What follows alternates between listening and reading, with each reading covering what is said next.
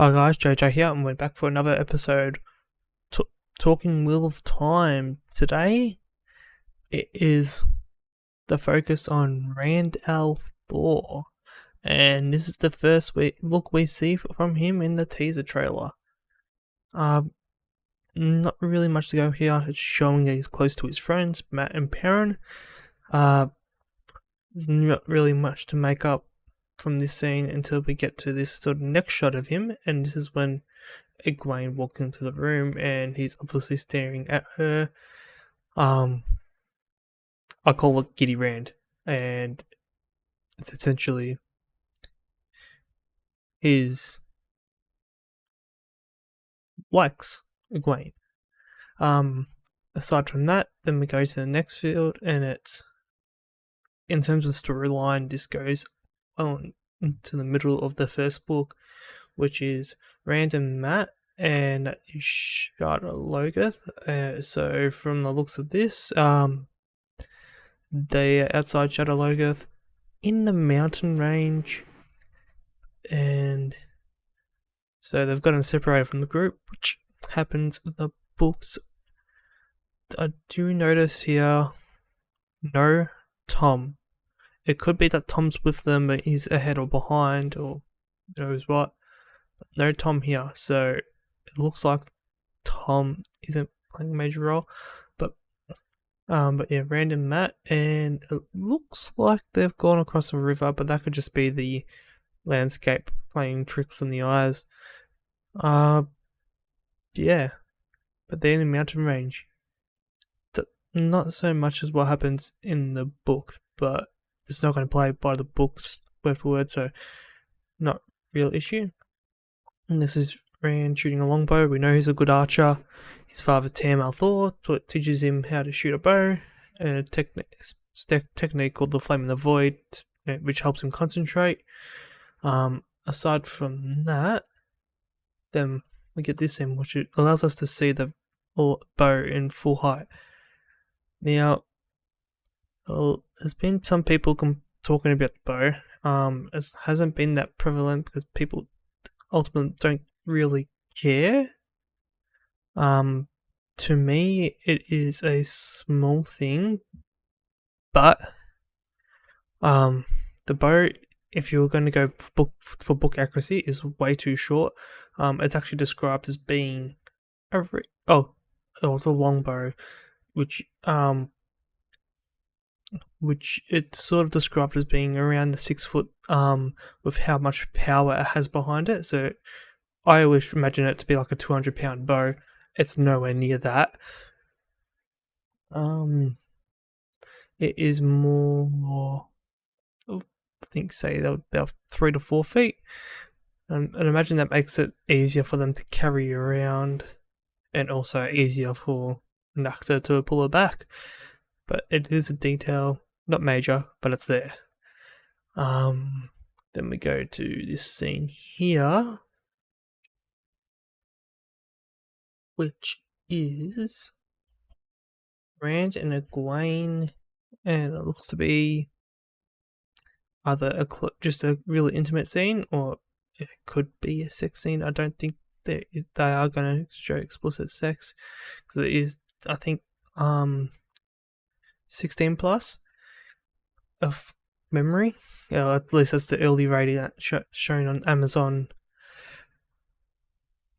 But I think it's going to imply that their relationship is a lot closer than it is in the books. And that could be because they're just a lot older than they are in the book, so not a big deal. There's been a lot of talk about whether this is or is not the Winespring Inn. Honestly, I don't know. But there's sort of people matching up windows and things like that, so saying, oh yeah, it's the same window, it's the same this and that, it's just inverted. And it ultimately could be, or it could be a completely different place entirely. I'll just be really surprised if they were just like this inside the Winespring Inn myself. So anyway, moving on. Then this scene here, where Rand and Mat appear to be running from somebody or someone. This isn't the greatest image, but every image I see of this, no one knows where they are or who they're running from. This could be Whitebridge. It could also be, although in Whitebridge they're all meant to be running away, it could also be in Four Kings. But there is somewhere else, I don't know the name of the location, although it's on Mat and Rand's way from Shada Logoth to Caemlyn, or from Whitebridge to Caemlyn, where I'm pretty sure they have another encounter with Dark Friends, and I think it's that encounter that is what we're seeing here. And then from that, we have the last scene, which is Rand walking up to the Waygate. I've talked about this already, but I'll repeat what I say here, where I believe that they're gonna change the storyline where Lan and Nynaeve go to one direction to find Mat and Rand, whilst Moiraine goes and finds Perrin and Egwene. This is moving on from Shada Logoth. I'd be surprised if this is the case, but it's still a theory of mine. In terms of foreshadowing and things like that, there's not much here. That's why there's no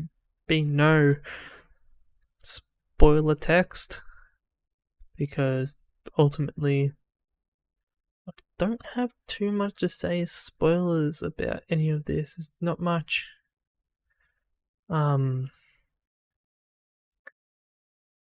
the spoil about, so it's realistically, at least in terms of Rand, the interpretation from the trailer is pretty simple. One thing I did completely forget to talk about is we do see Rand's sword, and I've just remembered now that's his sword there. Oh, I say his sword that he gets from his father. It's not really a spoiler. If anything that happens in the first few chapters of a book, I do not consider a spoiler. So, yeah, that is Rand's or Tam's sword. So those are people that wanted to see that. It's that there. I won't go into much into character development because I really save that for a different time.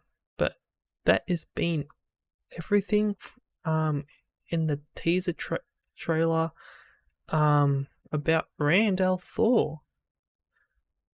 Thank you guys for watching. Leave a comment if you've got anything to add or contribute to the conversation. Bye bye.